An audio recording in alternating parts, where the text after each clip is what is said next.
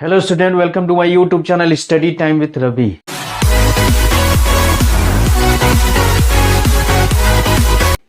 मैं हूं रवि कांतपाल। यदि आप मेरे चैनल पर नए हैं तो मेरे चैनल को सब्सक्राइब करें, मेरे वीडियो को लाइक शेयर उस पर कमेंट करें और नई वीडियो के नोटिफिकेशन के लिए बेल आइकन जरूर दबाइए। तो आइए आज एक टॉपिक लेके आऊँ क्लास 10 के फिजिक्स का, वैद्युत ऊर्जा, इलेक्ट्रिक एनर्जी। तो आइए हम लोग जानते हैं वैद्युत ऊर्जा किसे कहते हैं और उसके फार्मूले क्या क्या होते हैं। किसी चालक में आवेश प्रवाहित होने में जो ऊर्जा व्यय होती है उसको वैद्युत ऊर्जा कहते हैं। तो हम लोग जानते हैं कि किसी भी चालक में जब आवेश प्रवाहित किया जाता है, यानी एक स्थान से दूसरे स्थान किया जाता है, तो जब आवेश देते हैं चालक तार पर तो वो सिरा जो होता है धनावेशित हो जाएगा। मान लीजिए धन आवेश दे रहे हैं तो वो सिरा धनावेशित हो जाता है। फिर उसके बाद जैसे आवेश और बढ़ाएंगे तो उन आवेशों के कारण चालक तार पर उत्पन्न धन आवेश और दिए गए आवेश दोनों के बीच प्रतिकर्षण बल होता है। तो उस प्रतिकर्षण बल के विरुद्ध कार्य करना पड़ता है उस पूरे चालक तार में आवेश प्रवाह करने के लिए या प्रवाहित करने के लिए। तो वही जो किया गया कार्य होता है उस चालक में वैद्युत ऊर्जा के रूप में संग्रहित हो जाता है, स्टोर्ड हो जाता है। तो इस प्रकार हम देखते हैं कि जो विभवांतर की परिभाषा होता है कि यदि एक कूलाम आवेश को 1 वोल्ट के विभवांतर पर चालक के एक सिरे से दूसरे सिरे तक प्रवाहित किया जाए तो 1 जूल कार्य करना पड़ता है। ये पिछली वीडियो में हम बताए थे विभवांतर की परिभाषा में कि जब किसी आवेश यानी 1 कूलाम आवेश को 1 वोल्ट के विभवांतर पर किसी चालक के एक सिरे से दूसरे सिरे तक प्रवाहित किया जाता है तो 1 जूल कार्य करना पड़ता है। तो यही 1 जूल जो होता है उसकी वैद्युत ऊर्जा कहलाती है। अब इसमें आता है कि मान लीजिए कोई चालक तार है जिसके सिरों के बीच का विभवांतर v वोल्ट है और उसमें Q आवेश एक सिरे से दूसरे सिरे की तरफ प्रवाहित करते हैं।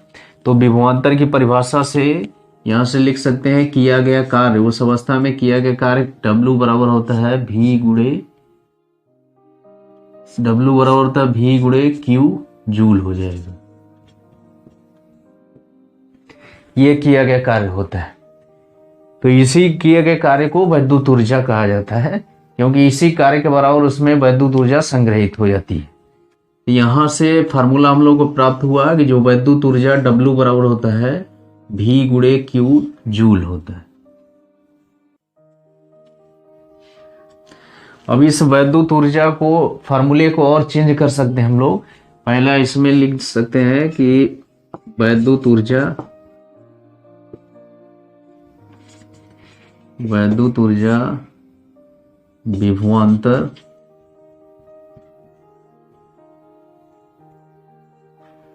विभवांतर और धारा के पदों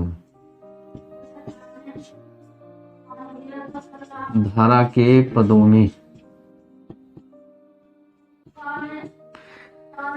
इसी वैद्युत ऊर्जा W को विभवांतर और धारा के पदों में चेंज कैसे करेंगे कि electric energy in terms of potential energy and electric currents.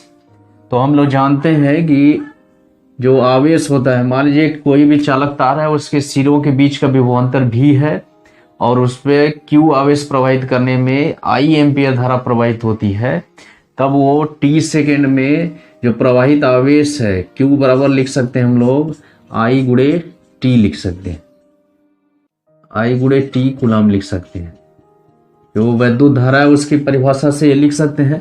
तो इसी Q का मान इस समीकरण में रखेंगे तो इस तरह से हो जाएगा W बराबर V, Q का मान रखेंगे I गुणे T यानी VIT जूल हो जाएगा। तो ये जो समीकरण प्राप्त होता है इसमें वैद्युत ऊर्जा विभवांतर, धारा और समय के टर्म से है। तो ये पहला हमको फार्मूला मिल जाएगा। फिर इसके बाद दूसरा इसमें वैद्युत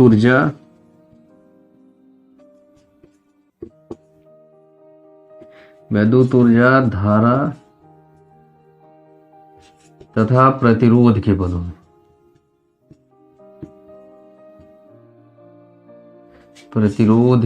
पदों में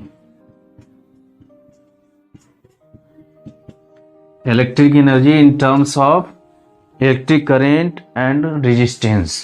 तो इसमें कैसे करेंगे कि ये जो समीकरण है इसमें VIT दिया है यानी धारा दिया है, बस केवल प्रतिरोध लग जाए, यानी V को बदलेंगे, चेंज करेंगे रेजिस्टेंस के रूप में।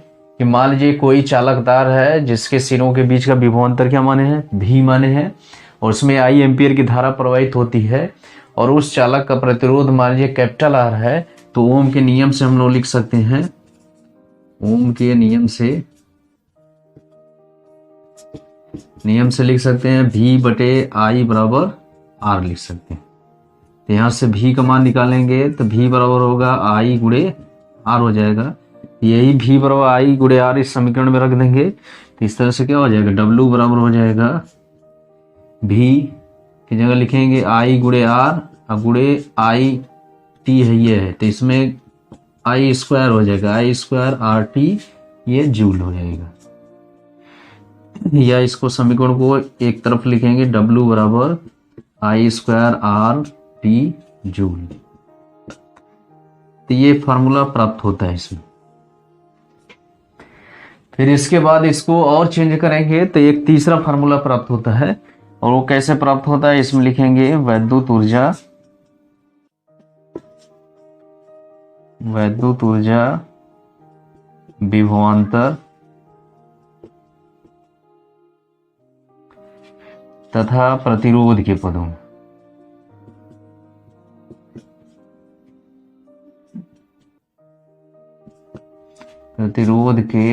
में। अब देखिए जो वैद्युत ऊर्जा है, electric energy in terms of potential difference and resistance. तो यहाँ विभवांतर, यहाँ पर देखेंगे प्रतिरोध है, यहाँ बस विभवांतर आ जाए तो वो फार्मूला हम लोग को प्राप्त हो जाएगा। तो वही ओम के नियम से हम लोग चेंज कर सकते हैं इसको। ओम के नियम से हम लोग जानते हैं V/I बराबर क्या होता है, R होता है, इसलिए इसमें किसका मान चेंज कर देंगे, I का मान चेंज कर देंगे। I बराबर होता है, आ जाएगा क्या, V/R। तो V/R, I के जगह V/R इसी समीकरण में रखेंगे, इस तरह से W बराबर हो जाएगा, W बराबर I का मान V स्क्वायर R होगा, यानी V/R का स्क्वायर हो जाएगा, गुणे RT, R गुणे T।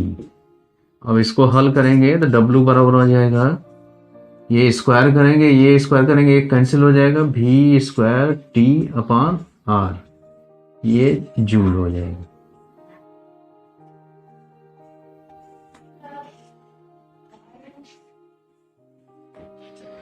इस तरह से वैद्युत ऊर्जा के फार्मूले प्राप्त होते हैं। पहला जो सामान्य फार्मूला वही W बराबर V गुणे Q जूल, दूसरा है W बराबर VIT जूल, तीसरा है I स्क्वायर RT जूल, और चौथा आ गया V स्क्वायर T/R जूल। इसमें जिस हिसाब से इसमें मान दिया रहेगा उसके हिसाब से इन फार्मूले का प्रयोग करेंगे, जो टर्म्स उसमें रहेंगे उसके हिसाब से उसका मान ज्ञात करेंगे। इसके बाद हम लोग जानेंगे इलेक्ट्रॉन वोल्ट के बारे में। अब देखिए एक इलेक्ट्रॉन वोल्ट क्या होता है, कि अभी भी हम लोग जाने कि जो वैद्युत ऊर्जा होता है उसका मात्रक जूल होता है। तो जो जूल होता है वो बड़ा मात्रक होता है, लेकिन जो एक इलेक्ट्रॉन वोल्ट या इलेक्ट्रॉन वोल्ट होता है वह वैद्युत ऊर्जा या कार्य का एक बहुत छोटा मात्रक होता है। और ये किस तरह से इसको परिभाषित करते हैं कि जब किसी एक इलेक्ट्रॉन को 1 वोल्ट विभवांतर पर एक स्थान से दूसरे स्थान ले जाया जाता है, तो जो कार्य किया जाता है या जो ऊर्जा व्यय होती है वह 1 इलेक्ट्रॉन वोल्ट कहलाती है। तो विभवांतर की परिभाषा से हम लोग जानते हैं कि मान लीजिए Q आवेश एक स्थान से दूसरे स्थान प्रवाहित किया जाता है जिनके बीच विभवांतर V वोल्ट होता है, तब किया गया कार्य W बराबर होता है Q गुणे V, इतना जूल कार्य किया जाता है। अब यदि इलेक्ट्रॉन को एक बिंदु से दूसरे बिंदु तक ले जाया जाए और उसके बिंदुओं के बीच का विभवांतर V वोल्ट हो, तब यहाँ किया गया कार्य कितना हो जाएगा, W बराबर हो जाएगा, आवेश की मात्रा कितनी हो जाएगी, एक इलेक्ट्रॉन पर जो आवेश है वो हो जाएगा, Q की जगह E हो जाएगा, और V इतना जूल कार्य हो जाएगा। अब यहाँ से हम लोग लिखे हैं, अब E बराबर हम लोग जानते हैं 1.6 × 10⁻⁻⁹ कूलम होता है, और V बराबर ले लिया जाए 1 वोल्ट ले लिया जाए, तब जो W होगा, किया गया कार्य कितना होगा, वह 1 इलेक्ट्रॉन वोल्ट कहलाएगा। 1 इलेक्ट्रॉन वोल्ट कहलाएगा। यही 1 इलेक्ट्रॉन वोल्ट की परिभाषा है कि जब किसी एक इलेक्ट्रॉन को किसी परिपथ में 1 वोल्ट विभवांतर पर प्रवाहित किया जाए या एक स्थान से दूसरे स्थान ले जाया जाए, तो जो कार्य किया जाता है वही 1 इलेक्ट्रॉन वोल्ट कहलाता है। तो यहाँ से हम लोग लिख सकते हैं कि 1 इलेक्ट्रॉन वोल्ट बराबर 1 इलेक्ट्रॉन वोल्ट बराबर 1 इलेक्ट्रॉन वोल्ट, यही W है। तो यहाँ Q की जगह कितना रखेंगे, 1.6 × 10⁻⁻19 रखेंगे। और जो V है विभवांतर, उसका मान कितना रखेंगे, 1 वोल्ट। तो इसको हल करेंगे तो ये इसका मात्रक जूल में आएगा। तो इसका मान उतना आएगा 1.6 × 10⁻19 जूल आएगा। तो यहाँ से स्पष्ट हुआ कि 1 इलेक्ट्रॉन वोल्ट बराबर 1.6 × 10⁻19 जूल। तो ये जो जूल से बहुत छोटा मात्रक है, क्योंकि 10⁻19 है, तो इसके तुलना में बहुत छोटा हो जाएगा। तो इसीलिए कहा जाता है कि इलेक्ट्रॉन वोल्ट क्या होता है कि कार्य अथवा वैद्युत ऊर्जा का एक बहुत छोटा मात्रक होता है। तो जहाँ पर तो कभी कभी जो वैद्युत ऊर्जा होती है, व्यय वैद्युत ऊर्जा होती है, उसको इलेक्ट्रॉन वोल्ट में भी प्रदर्शित किया जाता है। तो इसके द्वारा बदल सकते हैं कि 1 इलेक्ट्रॉन बराबर 1 इलेक्ट्रॉन वोल्ट बराबर 1.6 × 10⁻19 जूल होता है। तो इसकी सहायता से जो व्यय वैद्युत ऊर्जा है, इलेक्ट्रिक एनर्जी है, उसको चेंज कर सकते हैं इलेक्ट्रॉन वोल्ट में। तो आज हम लोग सीखे वैद्युत ऊर्जा के बारे में, फिर उसके बाद इलेक्ट्रॉन वोल्ट के बारे में सीखे। तो आज के लिए बस इतना है। अब इसके बाद नई वीडियो में आएंगे, नए टॉपिक के साथ आएंगे। तब तक के लिए धन्यवाद।